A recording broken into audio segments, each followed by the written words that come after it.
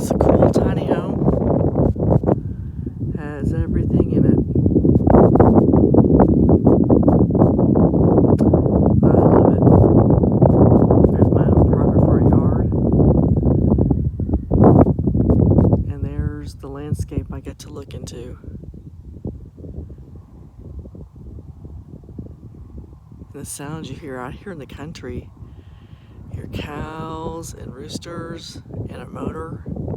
The wind is low today, so that's good. You can hear me better. And I'm Jennifer. I've lived in Texas all my life. And I love it. It's really fun. I love it so much because it's quiet out here.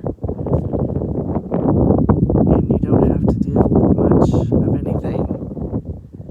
I lived in the city for about my whole life.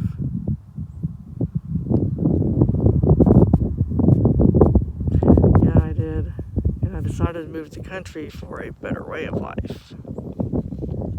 And it turned out pretty good.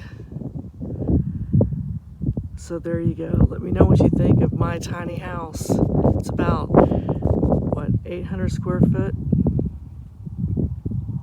Could be more. Has a full kitchen, full bathroom, 2 bedrooms, living room. Basically, that's it.